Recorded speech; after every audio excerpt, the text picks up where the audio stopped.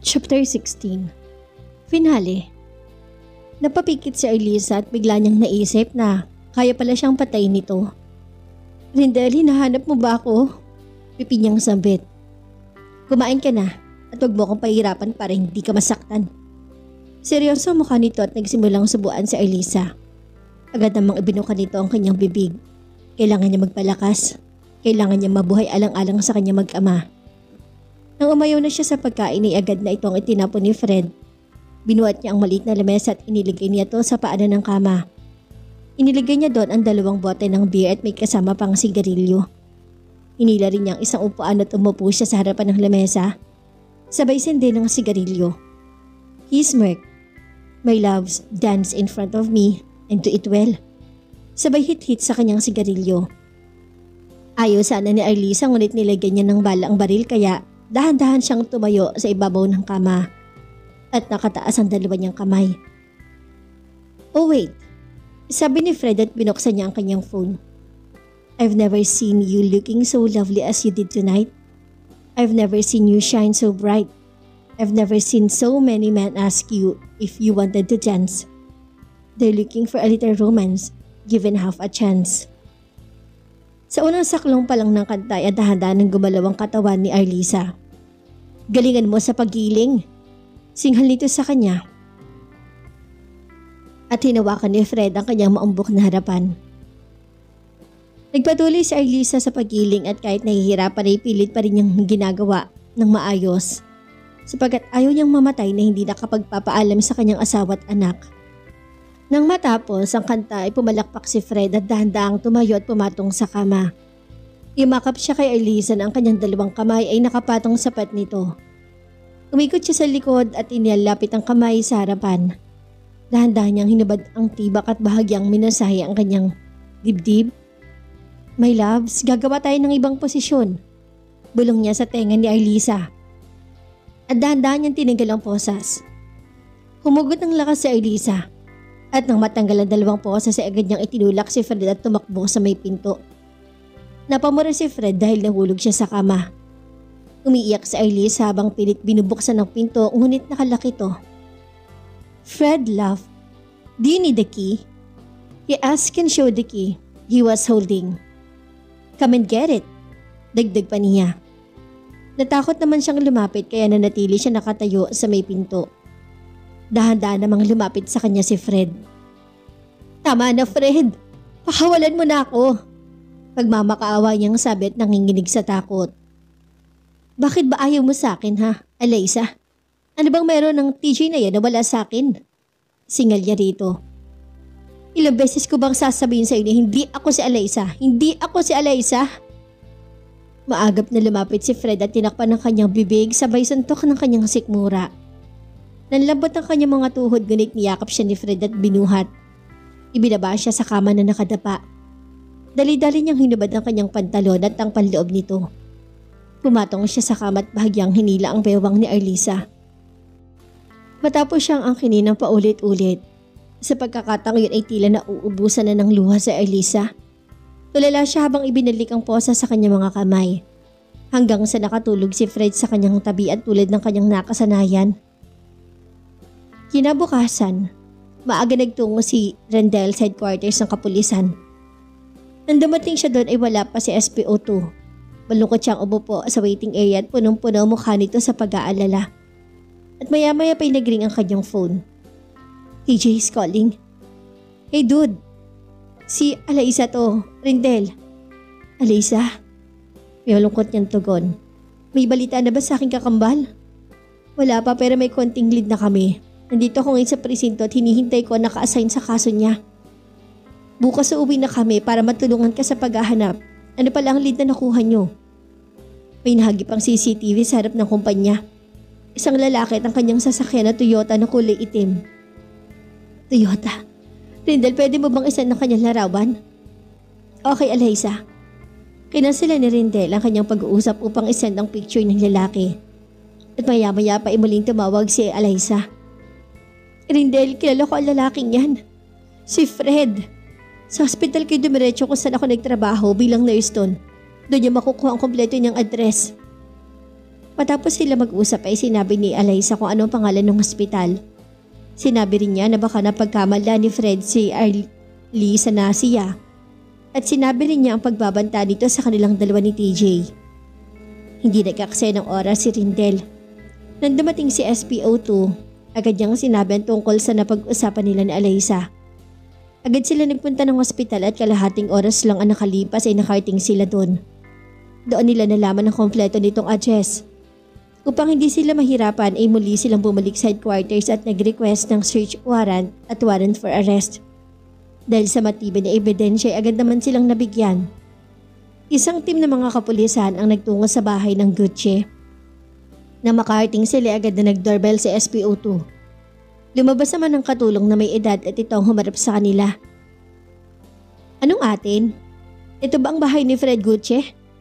Opo, pwede ba kaming makapasok? Ha, sandali po, sabihin ko muna sa mga amo ko. Tarantang bumalik sa loob ng bahay ang katulong. Ngunit naiwan niyang nakabukas ang gate kaya pumasok ang mga ito. Lumabas ang maedad na lalaki at sumalubong sa kanila. Ano problema?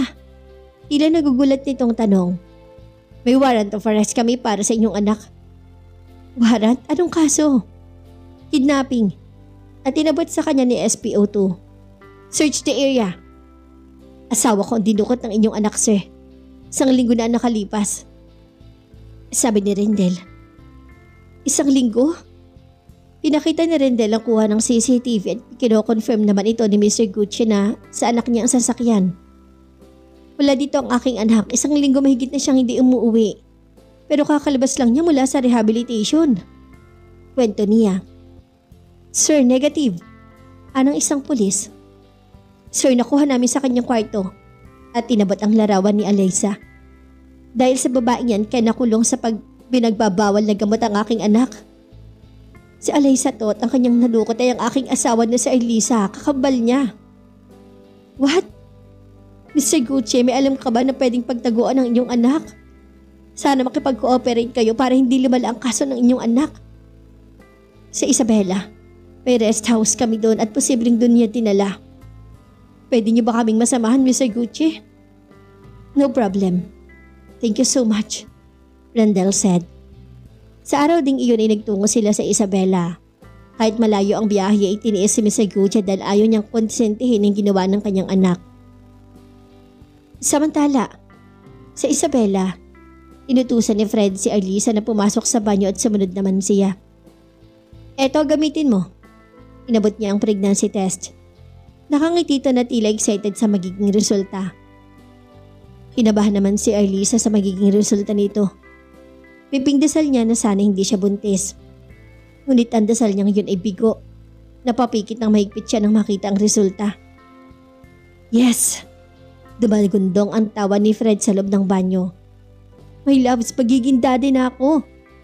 Walang mapaglagyan ng kaligayahan ng naramdaman ni Fred ng sandaling yun. At sa gabing yun ay hindi siya kinalaw ni Fred na tila alam niyang pahalagahan ng isang buntis. Samantala, umalis mula Maynila ay alas 10 ng umaga at nakarating sila ng alas 8 ng gabi. Ngunit bago pa man sila nakarating, tumawag na sila sa headquarters ng Isabela upang makahingi sila ng backup. Doon tayo dumaan sa likod, sabi ni Mr. Gucci. May mga pulis na nagbabantay sa harapan at sila naman ay umikot sa likod. Doon sila dumaan sa maliit na gate at maingat na pumasok. Maingat sila pumasok sa loob ng bahay. At binuksan ng mga kwarto ngunit wala doon. Nagsenya si Mr. Gucci na sa underground. Sinubukan na buksan ni SPO2 ang pinto ngunit nakalak ito kaya nagsisiguro nila na nasa loob ang mga ito. Ibinigay ni Mr. Gucci ang susi at maingat niya itong ginamit. Dahil sa malakas sa pagbukas ng pinto ay nagising si Fred at dali-daling kinapa ang kanyang baril. Huwag kang kikilos, singal ni SPO2. Alyssa! Bulala si Rindel at tawang-awa siya sa asawa. Rindel! Agad bumaha ang mga luha niya na makita ang asawa. Jesus! Halos hindi makapaniwala si Mr. Gucci sa nagawa ng kanyang anak. Dali-dali nitong hinubad ang jacket at inabot kay Rindel. Tanggalin niyo ang posas! Tarantang utos ni Rindel dahil pulang-pula na ang kanyang mga kamay at may mga pasarin ito sa mukha. How dare you? Agad niyang sinampal si Fred. Dad, paano kami natunton? Dad, hindi mo kami pwedeng paghiwalayin. She's pregnant. Magiging daddy na ako. Shut up! At muli niya tong sinampal. Ginawa niya akong sex slave, mahal. Buntis ako. Hindi ko to matatanggap. Humagulhol si Arlisa habang mahigpit na niyakap ang asawa. Fred smirked. Did you hear that, Dad? He asked his father. Hayop ka. Papatayin kita. Sigaw ni Rendel at sinipa niya si Fred na nakaluhod at nakaposas ang kamay nito. Ngunit humalakak si Rendel na para batong baliw. Hindi umawat si Mr. Gucci dahil kahit siya'y gagawin rin niya to. Kalma, Mr. Cristobal. Paalala sa kanya ng polis. Sino ka? Hindi mo maaagaw sa akin si Alaysa? Gago, hindi siya si Alaysa. Asawa ko siya. Pulang-pula mukha ni Rendel sa sobrang galit subalit nagawa pa rin niyang magpigil. Mr. Cristobal, hindi ako hihingi ng tawa dahil sa nagawa niya. Gusto kong pagbayarin niya ang ginawa niya to sa iyong asawa. Pero sa ngayon dalhin muna natin ang iyong asawa sa hospital. Suwestyon ni Mr. Gucci. May punto siya. Sang-ay naman ni SPO2. Gamit ang patrol car ng pulis ay dinala nila si Arlisa sa hospital. At si Fred na may dinala ng ibang kapulisan pabalik ng Maynila. Nagpaiwan si Mr. Gucci dahil gusto niyang makasigurado na magiging maayos ang kalagayan ni Arlisa. Agad namang inasikaso ni si Arlisa ng doktor lalo na at kaibigan nito ni Mr. Gucci. Biluwi siyang kinuna ng test upang masiguro na buntis nga ito. Positive ang nagiging result at 5 days pregnant nga to. Napahagulhol si Arlisa at hindi niya matanggap ang bata. Gusto niya itong ipalaglag ngunit hindi pumayag si Rendel. Mahal, walang kasalanan ng sanggol sa iyong sinapupunan. Kung biktima ay biktima rin siya. Nang marinig ni Mr. Gucci ang tugon ni Rendel ay nakaramdam to ng sobrang awa, lalo na nang yakapin ito ng mahigpit. Mr. Gucci, sumabay na po kayo kay SPO2. Pabalik ng Maynila dahil sasamahan ko ang aking asawa sa ambulansya. Rendel, I'm sorry sa sinapit ng iyong asawa. Biglang pumatak ang butil ng luha nito. Wala kayong kasalanan, Mr. Gucci. Pero ang anak ninyo, hindi ako papayag na hindi siya mabubulok sa bilangguan. Hindi ko siya mapapatawad. Sabay punas rin niya sa kanyang luha. I know, don't worry, he will pay for what he did wrong. Bago sila umalis, himingi ito ng kanyang personal number at nangako itong sasagutin niya ang lahat-lahat na gastusin. Kasama na doon ang pagbubuntis ni Arlisa. Nakabalik ng Maynila si Rendel sa kinang ambulansya at tumiretso sila sa Manila Doctors Hospital. Dito pinakonfine ni Mr. Gucci si Arlisa dahil gusto nitong maasikaso siya ng husto. Kinabukasan, dumating rin ang galing bakasyon. Inatid lang nila ang dalawang bata sa bahay at agad ring umalis at nagpunta ng ospital. Takbalakad ang ginawa ni Aling Ednalyn at ni Alaysa nang makarating sila sa ospital dahil sobrang kanilang pag-aalala kay Arlisa. Hanggang sa nakarting sila sa kwarto ng pasyente at hindi na kumatok si Alaysa at agad niyang binuksan ang pinto. Arlisa! Bulalas niya nang makita ang kalagayan ng kanyang kakambal. Arlisa! At iyakap niya to. Anak! Sabit ni Aling Ednalyn at dudurog ang kanyang puso nang makita niya ang panganay na anak. Biglang humagulhol si Arlisa habang mahigpit niyang niyakap ang ina at ang kanyang kakambal. Akala ko hindi ko na kayo makikita. Sabi niya at patuloy pa rin sa pag-iyak. Mommy? Umiiyak si Carla habang pinagmamasan ng kalagayan ng kanyang ina. Anak! Tila nabuhay ng lakas si Arlisa na makita niya ang kanyang anak. Kasalanan ko to. I'm sorry, Arlisa. Patuloy rin ang paggugulhol ni Alaysa at awang-awa siya kay Arlisa. Huwag mong sisinang sarili mo. Hindi mo ginusto ang nangyari. Sabi ni Doña Marites. Dude, nahuli na ba si Fred? Galit ang mukha ni TJ habang nagtatanong. Hawak na siya ng mga pulis. Mama, Alaysa, buntis si Arlisa, 7 days ngayon. Ano? Bulalas ni Alaysa at pabagsak na umupo sa gilid ng kama. Hinila ni TJ sa labas ng kwarto at doon siya nagtanong. Dude, paano nabuntis agad si Arlisa? At paano niya natunto ang lahi ng Isabela? Sa tulong ng kanyang ama, dude. Ang hayop na yon ginawang sex slave si Arlisa. Naabutan namin siya na walang saplot at nakaposa sa dalawang kamay niya. Huwag ka mag-alala. Gagawin natin ang lahat para mabulok siya sa kulungan. Anong plano mo sa pagbubuntis na Arlisa? Walang kasalanan ang sanggol sa kanyang sinapupunan, Dud. Hindi siya dapat na nadamay. Malungkot na pahayag ni Rentel. Muli silang bumalik sa loob ng kwarto at pinagplanuhan ng gagawin. Tinawagan rin ni Doña Marites ang kanyang abogado upang ito ang pahawakan nila sa kaso. Habang abala sila sa pag-uusap ay merong kumatok sa pinto at agad naman itong binuksan ni Rentel. May putol yan ang sasabihin na makita niya ang may edad na babaeng nakaupo sa gilid. Dahan-dahang napatayo si Doña Marites nang makilala niya ang pumasok. Simon? Bulalas niya. Marites? Tulala ang lahat habang nakatingin sa kanilang dalawa. Kahit si TJ ay nagtaka rin. Magkakilala kayo, tita? Siya ang ama ni Fred, Randall said.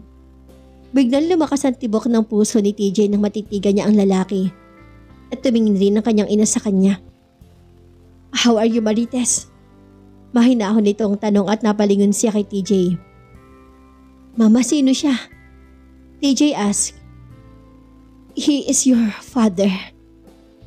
Nagulat ang lahat sa kanilang narinig. I thought my father was dead. And TJ looked at his mother with questioning eyes. I'm lying to you because I don't want you to repeatedly ask about him. Forgive me, son, if I become selfish mother. And Doña Marites is crying. Hindi naman matiis si TJ na makitang umiiyak ang kanyang ina at nilapitan niya to at niyakap. Kasal si Doña Marites at si Simon sa States. Ngunit nung magkahiwalay sila ay nagpasya siya na umuwi sa Pilipinas. Ang apelyado niya sa pagkadalaga ang kanyang ginamit, yun din ang pinagamit niya kay TJ. Nakipaghiwalay siya sa asawa dahil sa third party sapagkat nahuli niya to na mayroong ibang babae. Buntis pa siya nang umuwi ng Pinas kaya hindi nakita ni Simon ang kanilang anak kay Marites.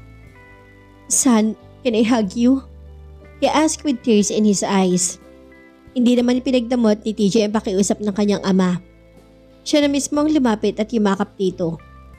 My son, he said and caressed his back. Dad, he replied and hugged his father tightly. Simon, anong plano mo kay Fred? Tanong agad ni Doña Marites. Nag-usap na kami ni Rendel at kailangan niyang pagbayaran ng kanyang ginawa at hindi ko siya tutulungan.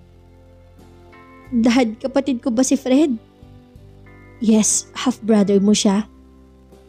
Why is he becoming like that? Because he loved Alyssa so much. When he found out that Alyssa was married, he has always used drugs. Pinarehab ko siya ng 1 taon. Last 2 weeks ago lang siya nakalabas at ang buong akala ko okay na siya. Nakalabas si Arlisa after 1 week at kasalukuyan nagpapahinga sa bahay. Nag-leave si Rendel ng 1 linggo upang alagaan ang kanyang asawa. Ganon din si Alyssa. Hindi mo na to pumasok sa kumpanya at inaligaan ng kanyang kakambal. Samantala, dahil sa kahihiyan at depresyon ni Mrs. Gucci, na ina ni Fred, natake ito sa hypertension dahil hindi ito napansin sa loob ng banyo. Kaya dead on arrival na itong dinala sa ospital. Para kay Mr. Gucci, ito ng karma niya sa ginawang pagtataksil niya sa kanyang asawa at biglang niyang naalala ang nakasulat sa Ecclesiastico 7 verses 1 to 3. Huwag kang gumawa ng masama at walang masamang mangyayari sa iyo. Tumayo ka sa kabuktutan at lalayuan ka rin nito. Anak, huwag kang magkasik ng kaapihan. Baka mag-ani ka ng 7 ulit. Biglang napayak si Mr. Gucci habang nasa harapan siya ng kabaong. Dumating naman si Doña Marites kasama si TJ at si Alyssa. Hindi na sumama si Aling Ednalyn sapagkat ayaw niyang iwan si Arlisa, lalo na't buntis ito. Condolence, Dad. Sabi ni TJ at ni Alyssa. Thank you. Condolence. Mahinahon namang sabi ni Doña Marites. Marites, patawarin mo ako at alam kong ito na ang karma sa ginawa ko sa iyo. Halos pa kung baba niyang sabi. Para sa ikatatahimik ng iyong buhay ay pinapatawad na kita. Doña Marites replied. Hanggang sa nailibing ang asawa ni Simon at hindi umaalis si TJ at si Doña Marites sa kanyang dating asawa. Sumapit naman ang unang paglilitis ng kaso ni Fred. Hindi pumayag si Mr. Gucci. at wala rin tong abogado kaya binigyan siya ng 2 pang paglilitis. Kapag wala pa rin siyang abogado ay tuloy na siyang makukulong. Lumabas ang buong pamilya ni Arlisa mula sa loob ng trial court at nakasunod sa kanila si Fred. Alaysa, I'm sorry. Biglang sumigaw si Fred at umiiyak ito. Napahinto silang lahat at lumingon sa kanya. Muling nabuhay sa puso ni Rendel ang galit at gusto niyang sigurin ng lalaki at patayin sa bugbog. Subalit, pinigilan siya ni TJ. Baka estilo lang niya yung pagmamakaawa para mabaliktad ka. Pahayag nito. Kumalma naman si Rendel at ang pader ang kanyang sinuntok. Walang kapatawaran ng ginawa mo sa aking kapatid, Fred. Mabubulo ka sa kulungan. Sigaw ni Alaysa at umalis na sila. Wala pang alam si Fred na patay ng kanyang ina. Inilihim ito ni Mr. Gucci dahil nag-alala siya na baka tuliyang mabaliw ang kanyang anak. Di rin niya alam na magkapatid sila ni TJ. Sa akin ibalang balak siya na ipagtapat dito ang totoo. Na makauwi sila sa bahay ay tinawagan ni Rendel ang kanyang sekretarya. Sinabihan niya to na tawagan ng kanyang kaibigan na taga-media at papuntahin sa kanilang bahay. Dahil gusto niyang linisin ang isyu tungkol sa kanyang asawa at kay Rendel.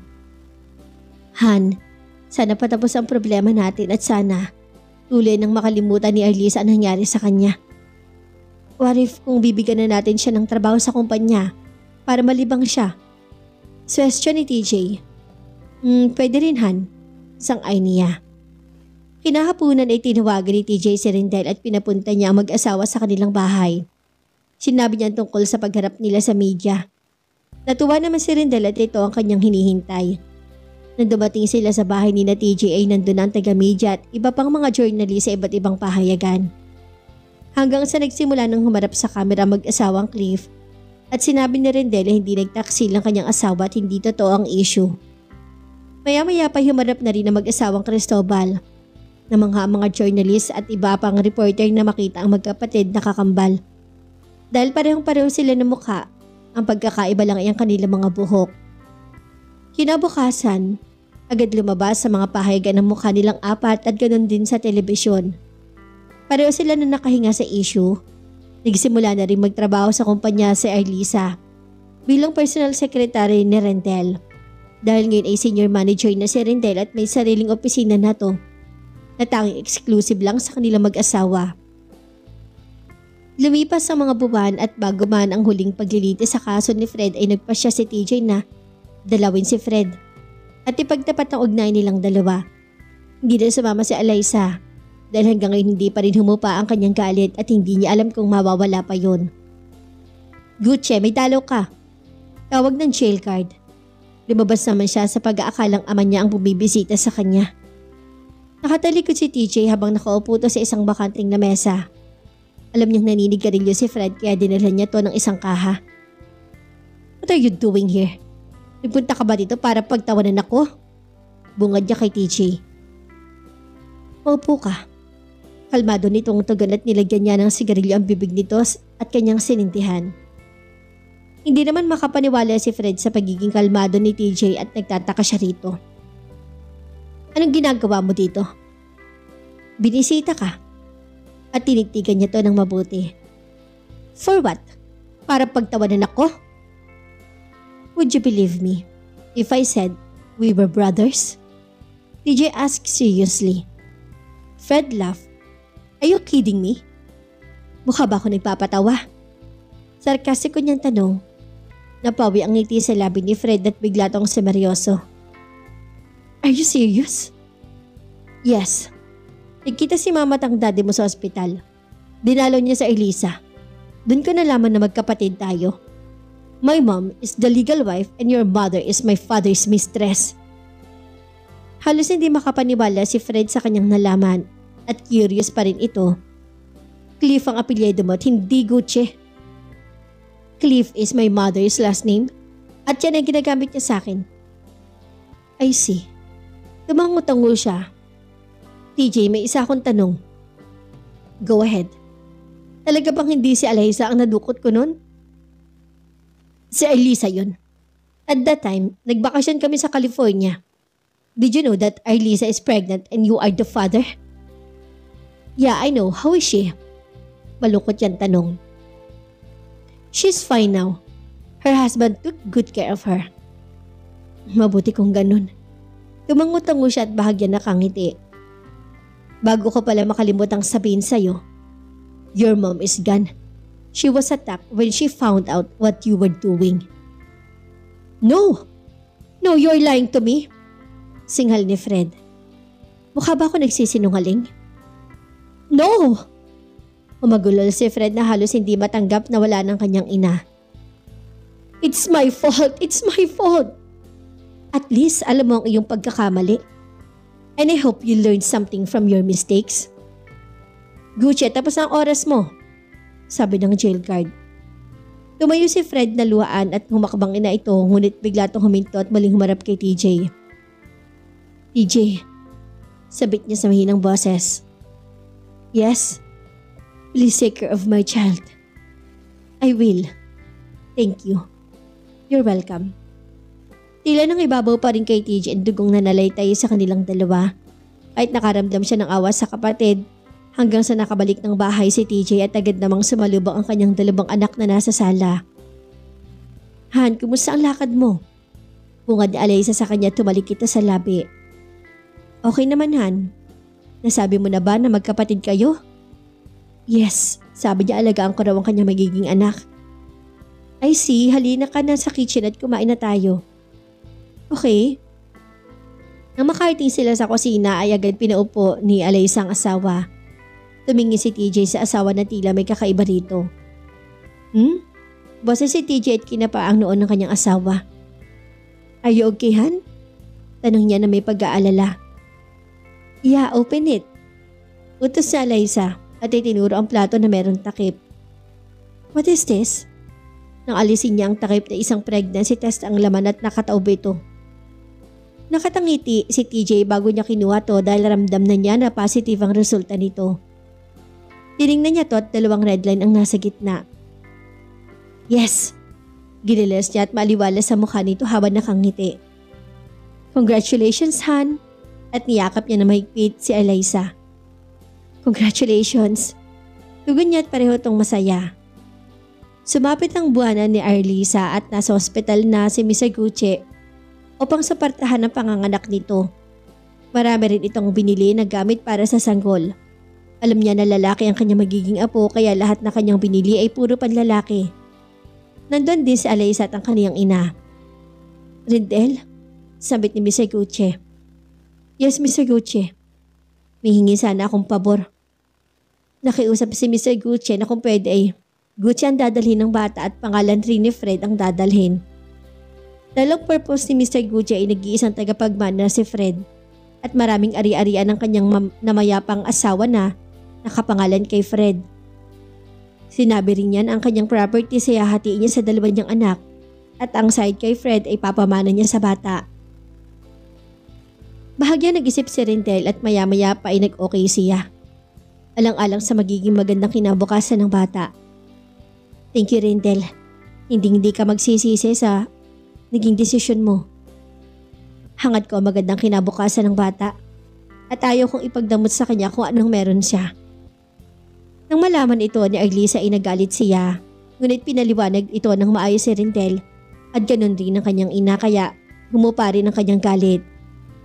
Mula nang nakapanganak si Arlisa, hindi na ito bumalik sa kumpanya dahil pinangakuan siya ni Mr. Gucci na siyang mamamahala sa negosyo na pinamana niya sa apo. Tinanggap niya yon dahil matanda na rin si Mr. Gucci at siya nagiging bagong presidente ng Gucci Construction Company. Hindi man masyadong kilala sa industriya ngunit malaking kumpanya pa rin ito. Ngunit si Rindel, nanatili pa rin senior manager sa kumpanya ni TJ. Kahit inaalok siya ni Arlisa ay tinanggihan niya ito. Dahil pinanindigan niya pangako noon na habang buhay niyang tatanawin na utang na loob kay TJ ang lahat ng mga naitulong nito sa kanya. Isang beses, nasilayan ni Fred ang kanyang anak kasama ang kanyang ama. Masaya at kontento na siya nang makita at nakayakap niya to. Makalipas ang ilang buwan, nagsilang naman si Alaysa ng isang malusog na batang babae at nadagdagan ang miyembro ng kanilang pamilya. The End. Ecclesiasticus 7 verse 1-3. Huwag kang gumawa ng masama at walang masamang mangyayari sa iyo. lumayo ka sa kabuktutan at lalayuan ka rin nito. Anak, huwag kang magasik ng kaapihan. Baka mag-ani ka ng 7 ulit. At dito na po nagtatapos ang kwento ng pag-ibig ni na Alyssa at ni TJ, ni na Arlisa at ni na Rendel. Nawa kayo nag-enjoy at na in love. Samahan niyo po akong muli sa mga susunod pang nakaka-inspire at nakakakilig ng mga kwento ng pag-ibig na aking ibabahagi. Maraming salamat po. Hanggang sa muli. God bless us all.